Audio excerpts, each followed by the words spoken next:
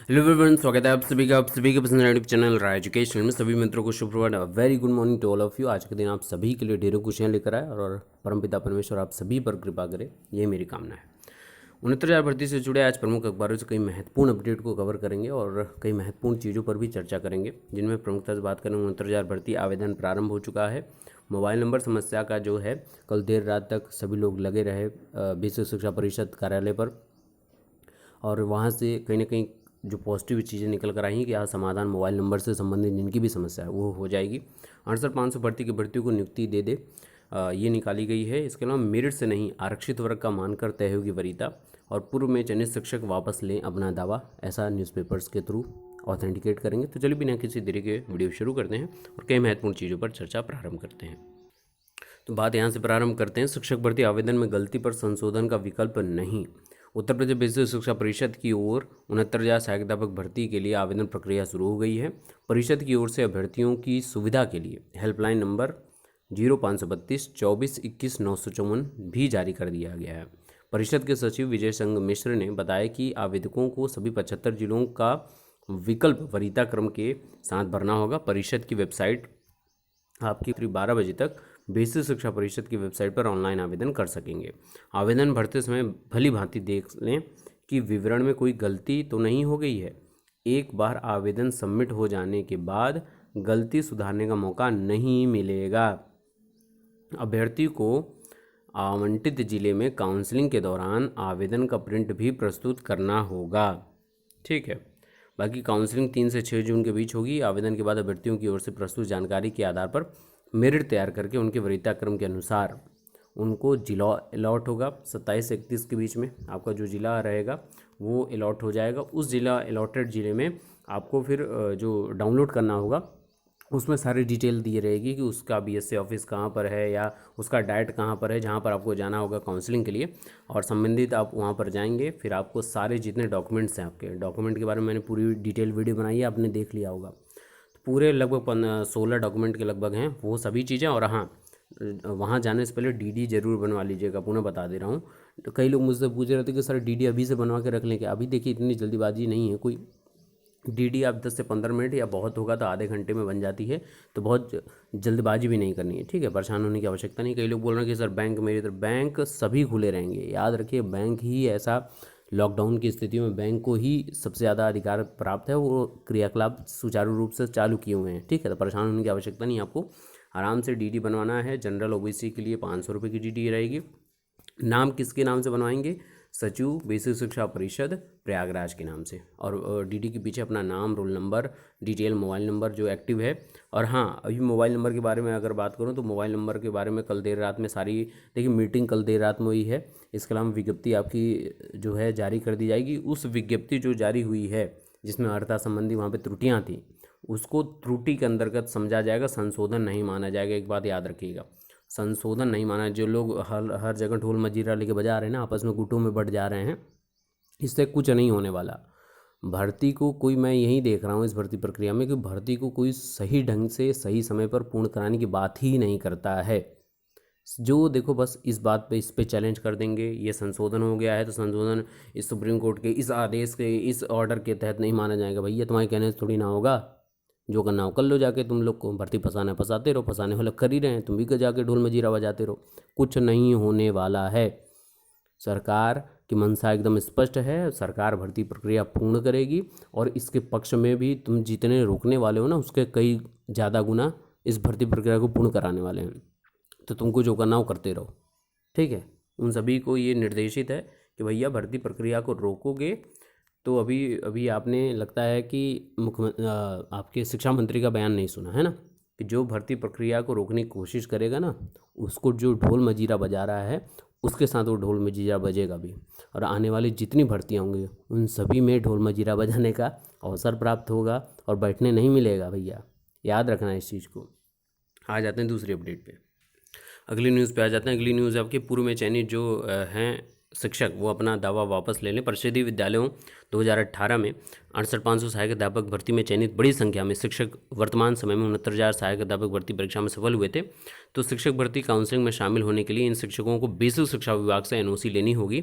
सचिव बेसिक शिक्षा परिषद विजय शंकर मिश्र का कहना है कि पूर्व की सहायक अध्यापक भर्ती में चयनितों को अपने बीएसए से एनओसी लेनी होगी। प्राथमिक शिक्षक संघ से जुड़े अशोक द्विवेदी ने नए अभ्यर्थियों के हित में पूर्व में चयनितों से काउंसलिंग में भाग नहीं लेने की अपील की है।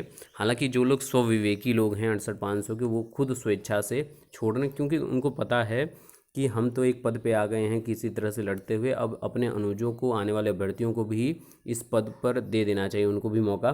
ताकि देखिए इनका तो लगभग 2 वर्ष पूर्ण होने वाला है, 1 वर्ष और ये अपनी तैनाती लेंगे जहाँ पर भी हैं अपने होम डिस्ट्रिक्ट से दूर, फिर उसके बाद 3 वर्ष पूर्ण होते ही वो अपना ट्रांसफ़र करा लेंगे। तो कौन सी उनको तकलीफ़ हो रही है ना। तो आप लोगों के लिए स्वेच्छा से मैक्सिमम लोग कर रहे हैं भाई। जो बहुत विवेकहीन होगा ही वही ऐसा काम करेगा। उनको पता है कि 3 वर्ष जब पूर्ण हो जाएगा मेरा, तो 3 वर्ष बाद हम उतने इंक्रीमेंट लेकर, उतना अनुभव लेकर और उतना प्रमोशन के लिए अपना चांसेस पक्का करते हुए हम अपने होम डिस्ट्रिक्ट में आएंगे। अब देखिए इतने फ़ायदे लेकर कोई होम डिस्ट्रिक्ट में आता है या फिर वहीं जूनियर बनकर आएगा होम डिस्ट्रिक्ट में, तो उसमें कहीं ना कहीं अंतर है। जो स्वविवेक अपनी मानसिकता से काम करेगा वो बढ़िया काम करेगा और लोगों के लिए, हित के लिए भी काम करेगा, तो कहीं ना कहीं दुआ भी मिलेगी और वो आगे बढ़ता रहेगा। दूसरी इंपॉर्टेंट बात पे आ जाते हैं कि 68,500 शिक्षक भर्ती के भर्तियों को नियुक्ति दे। 68,500 सहायक अध्यापक भर्ती में सफल भर्तियों ने सचिव उत्तर प्रदेश बेसिक शिक्षा परिषद से कोरोना महामारी के चलते ठप पड़ी नियुक्ति प्रक्रिया दोबारा शुरू करने की मांग की है। नियुक्ति प्रक्रिया शुरू करने की मांग करने वाले अभ्यर्थियों का कहना है कि सरकार 69,000 सहायक अध्यापक भर्ती प्रक्रिया शुरू कर सकती है, तो 68,500 शिक्षक भर्ती शुरू करने में क्यों देरी हो रही है। इन अभ्यर्थियों का कहना है कि सरकार 69,000 शिक्षक भर्ती के साथ 68,500 शिक्षक भर्ती के शेष पदों को भी भरने की प्रक्रिया शुरू करे। तो बचे हुए जो लगभग 21 से 22,000 पद हैं उनको भरने की बात यहाँ पर 68,500 के बचे हुए भर्तियों के द्वारा की जा रही है। तो देखिए भर्ती प्रक्रिया अपने आप हिसाब से चलती रहती है। जो लोग सोच रहे हैं कि 69,000 भर्ती को भी रोक लोगे, भैया कुछ नहीं होने वाला है, ठीक है ना। जो भर्ती प्रक्रिया वो सुचारू ढंग से चलती रहेगी, जिसको जो करना वो करता रहेगा। अब सबसे महत्वपूर्ण अपडेट पर आ जाते हैं ना, क्योंकि देखिए हर तरीके से लोग रोकने की क्रियाकलाप कर रहे हैं अपने अपने हिसाब से। तो 69 शिक्षक भर्ती में मेरिट से नहीं आरक्षित वर्ग का मानकर तय होगी वरीयता। ये बहुत इंपॉर्टेंट समझ लीजिए। हाईकोर्ट के अहम आदेश से खत्म होगी ओवरलैपिंग। यहाँ पर ये बात कही जा रही है।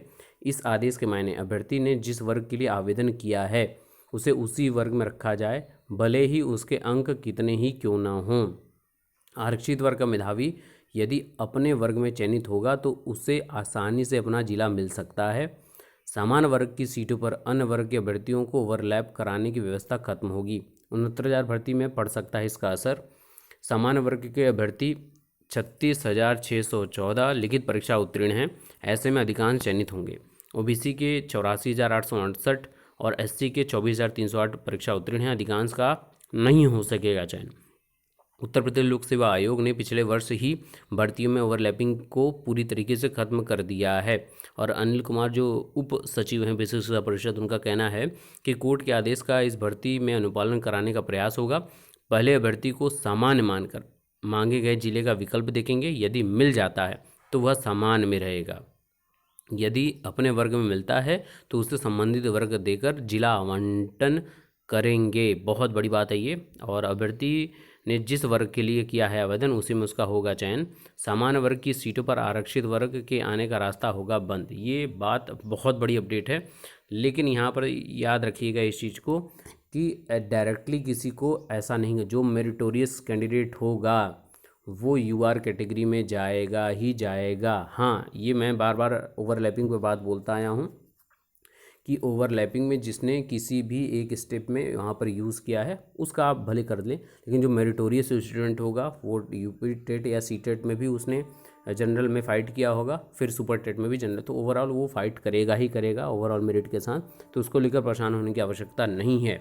बाकी आप सभी अगर अपनी सीटों पर लेकर काबिज होते हैं तो कहीं ना कहीं ये बात जो यहाँ पर है कि आरक्षित वर्ग का मेधावी जो चयन होगा उसे अपना आसानी से अपना जिला मिल जाएगा। तो कहीं ना कहीं इस बात पर सबको फोकस करना आवश्यक रहेगा, क्योंकि सबका इम्पोर्टेंट है कि जब भर्ती में सेलेक्ट हों तो अपने ही ज़िले या अपने आसपास के ज़िले में ज़्यादा प्रभावी ढंग से हम लोग तैनाती प्राप्त कर सकें।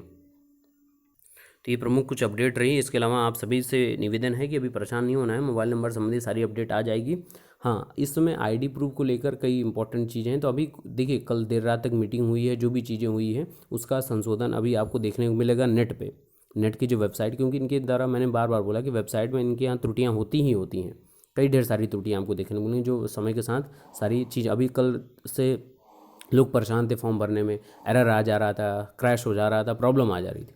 तो अब संभवतः ऐसा देखने को ना मिले, और आपसे भी पूरे दिल के साथ, परमपिता परमेश्वर की आज्ञा के साथ आशीर्वाद लेकर फॉर्म को भरिए, श्री गणेश करिए उसका, और सभी चीज़ें सकुशल आगे बढ़ती रहेंगी। Best of luck, thank you so much.